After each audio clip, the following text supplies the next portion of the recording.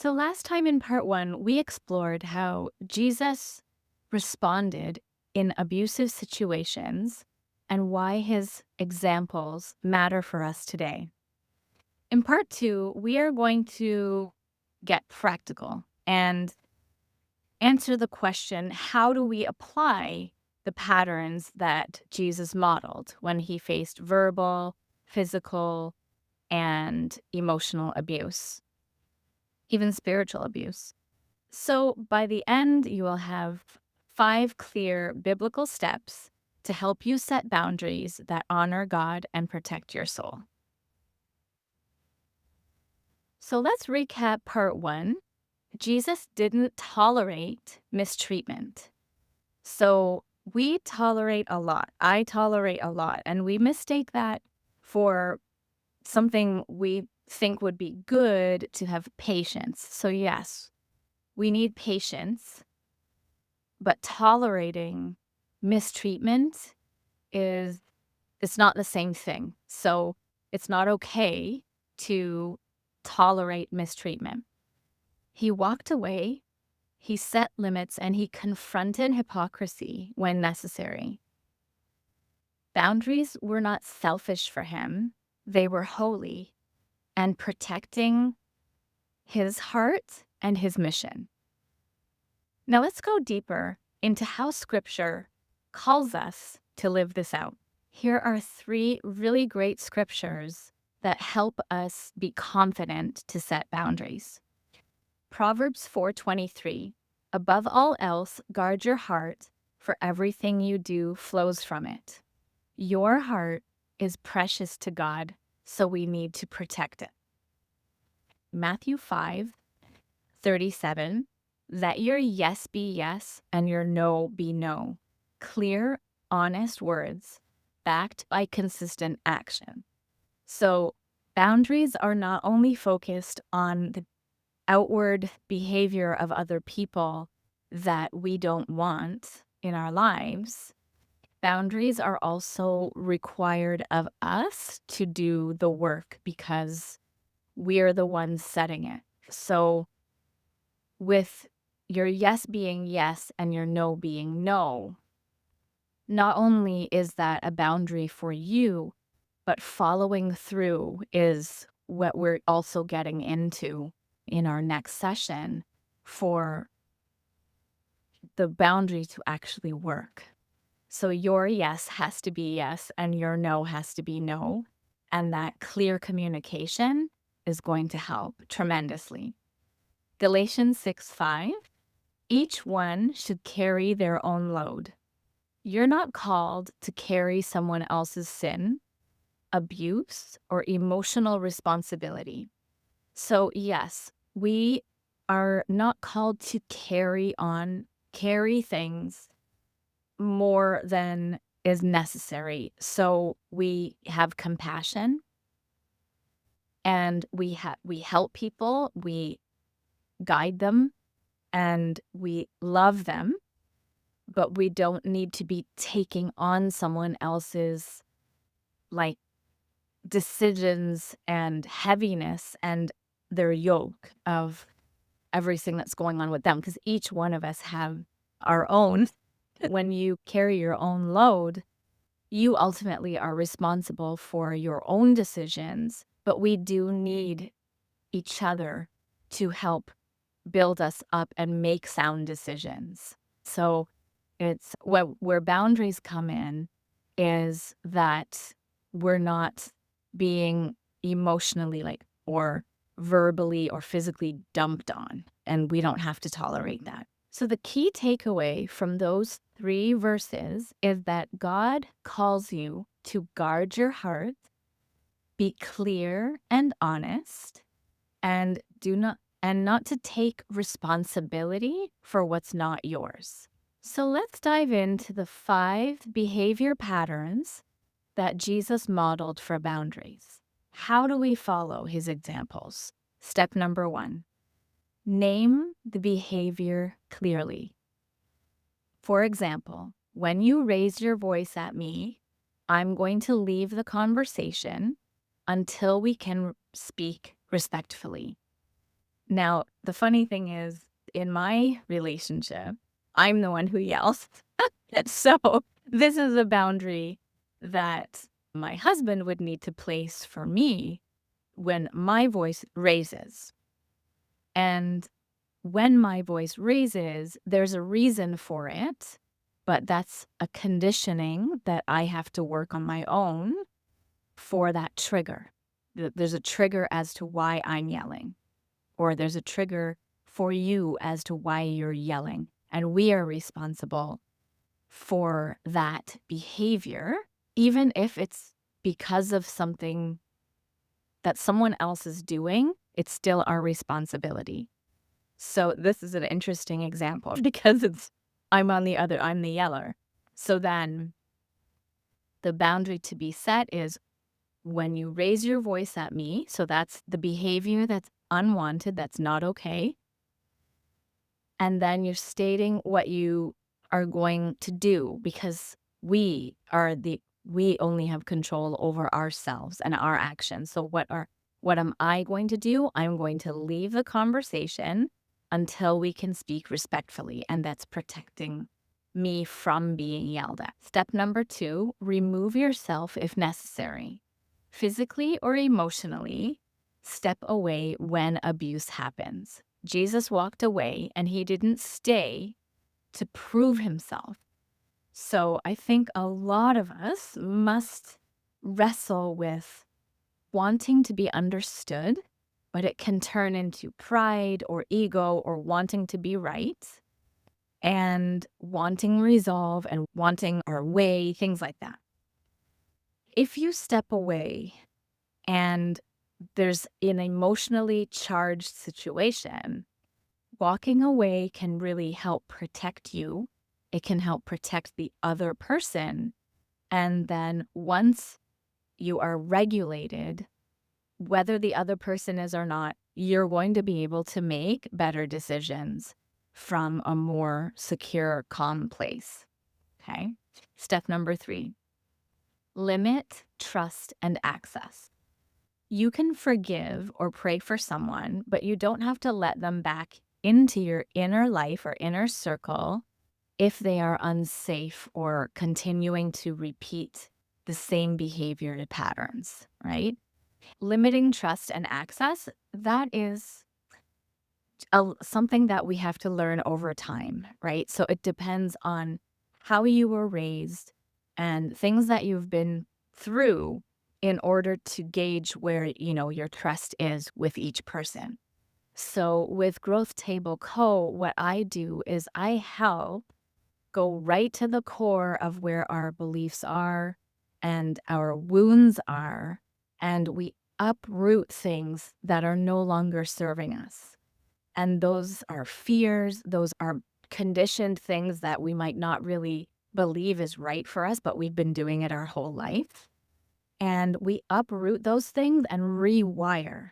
And in all of that is where trust kind of falls. Like, how much are we trusting ourselves? How much are we trusting other people? Because we want to be safe, right?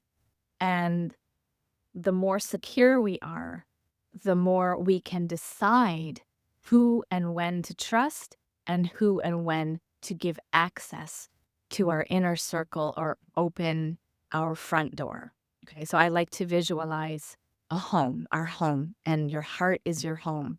And are you going to open your front door to who? To everyone, or to someone that's consistently hurting you?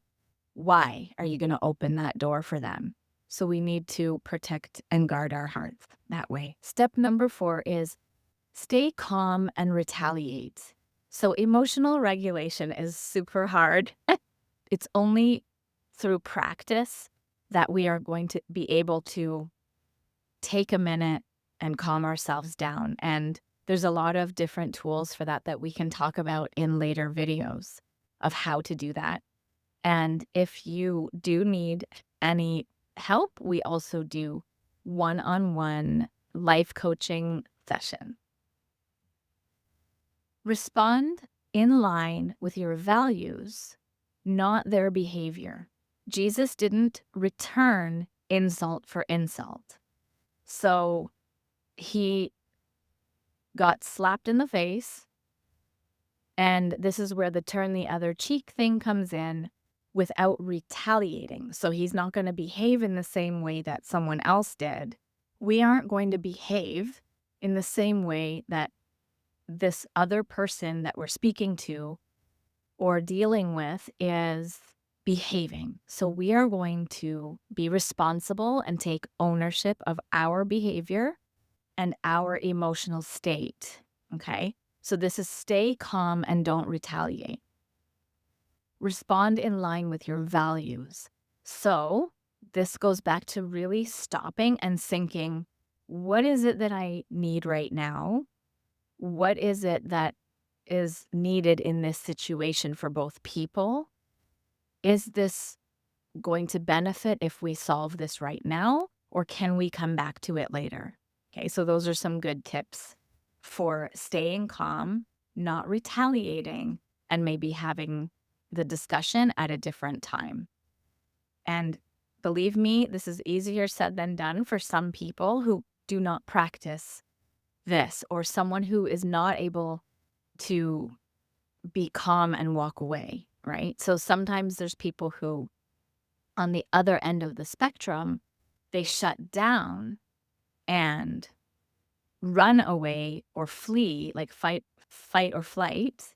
So there's the fleeing side of it, and they're shutting down, and then that's not healthy either, because we need to meet in the middle. So there's someone who is going to maybe they will retaliate and someone will come forward, and then there's someone who is too far withdrawn, and both ends of the spectrum, there's not going to be a good resolve. So we want to heal ourselves to come close enough to the middle as possible to be really good at conflict resolution. Okay. Number 5, call out hypocrisy if needed, especially in church or families where abuse hides behind language. Jesus did this with the Pharisees, truth spoken in love without fear. So when you need to confront something that someone's doing and they're saying one thing and doing another, it is very important for that to be called out, especially if you're keeping them in your life, right? And it is loving to have that corrected, or else you're enabling their behavior to stay the same with being deceptive, right? And this is spoken in truth and love. When we talk about communication, then we'll be able to learn more about scripting, or how to speak to someone where they won't feel attacked. Okay, so that's something we're going to tackle in future videos as well. So let's go through that list one more time. Pattern number 1 is name the behavior clearly. Number 2, remove yourself if necessary. Number 3, limit trust and access. Number 4, stay calm and don't retaliate. Step 5, call out hypocrisy if needed. Okay. And it sounded like I had another one there.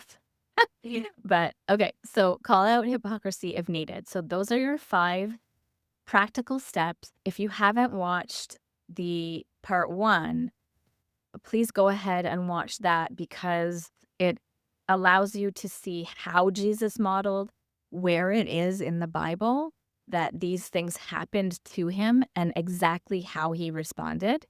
And we are modeling after that, right? So here is your soul food encouragement for the day. And Jesus shows us that loving others never means abandoning yourself. When you walk away from abuse, you're not rejecting the person, you're rejecting the sin that's trying to harm both of you. Amen. God didn't create you to be a doormat. He created you to be a light. And light shines best when it's not covered in the shadows of mistreatment. So mistreatment can definitely feel like a cloud over your life, right? And boundaries are a great way to shoo that cloud away out of your life and let your light shine. Here is your soul food challenge of the day. This week, reflect on these two questions. Number one, where in my life am I tolerating treatment Jesus would have walked away from?